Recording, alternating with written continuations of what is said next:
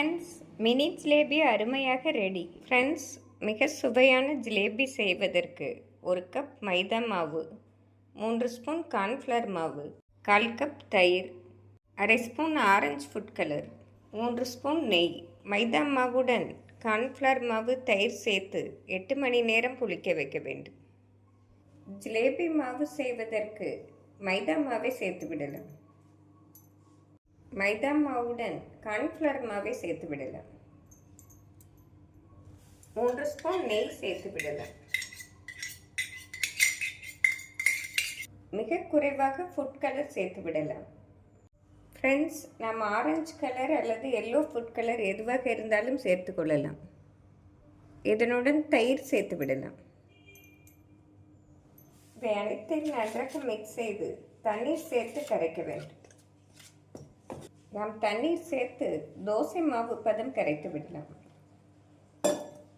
Friends, jalebi மாவை இந்த அளவு தோசை மாவு பதம் கரைத்த பின் 8 மணி நேரம் புளிக்க வைத்து விடலாம்.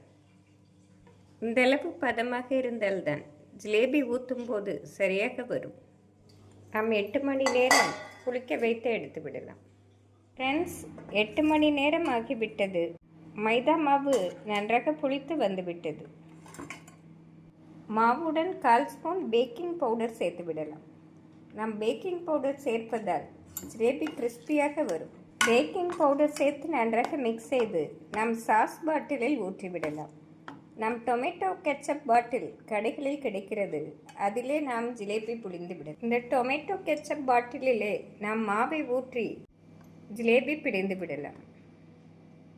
ஃப்ரெண்ட்ஸ், நாம் ஜிலேபிக்கு சுகர் சிரப் செய்வதற்கு 2 கப் ஜீனி,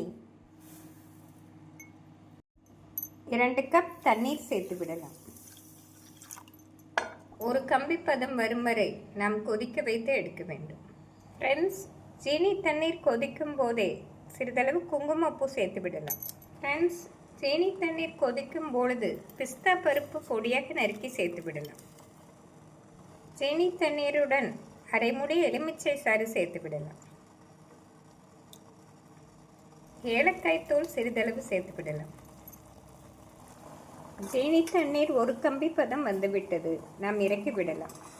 ஜீனி தண்ணீர் வெதுவெதுப்பான சூடு இருக்கும் பொழுது நாம் ஜிலேபியை போட்டு விடலாம். எண்ணெய் சூடானதும் மீடியம் ஃப்ளேமில் வைத்து ஜிலேபியை பிழிந்து விடலாம். நாம் ஜிலேபியை பிழிந்து விடலாம்.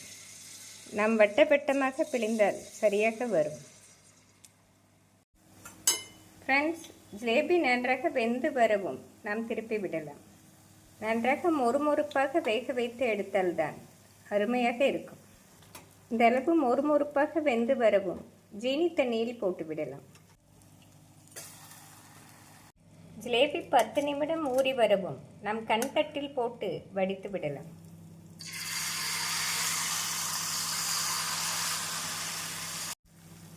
மொறுமொறுப்பாக வெந்து வந்தால்தான் அருமையாக இருக்கும். ஃப்ரெண்ட்ஸ், 10 நிமிடம் கண்தட்டில் நன்றாக வடியவும் நாம் சர்வ் செய்து விடலாம். ஃப்ரெண்ட்ஸ், மினி ஜிலேபி அருமையாக ரெடி. நாம் ஜீனி தண்ணீரில் குங்குமப்பூ, பிஸ்தா சேர்த்ததால் நாம் சாப்பிடும்போது ஜிலேபி மிக சுவையாக இருக்கும். நாம் இதே முறையில் செய்தோம் என்றால் ஆறினாலும் கிறிஸ்பியாக மிக அருமையாக இருக்கும். நம் விசேஷ நாட்கள், குழந்தைகள் பர்த்டே போன்ற நாட்களில் இதை செய்து கொடுத்தால் விரும்பி சாப்பிடுவார்கள். ஃப்ரெண்ட்ஸ், மிக சுவையான இந்த ஜிலேபியை செய்து பார்த்து எப்படி இருக்கிறது என்று கூறுங்கள். Thank you friends.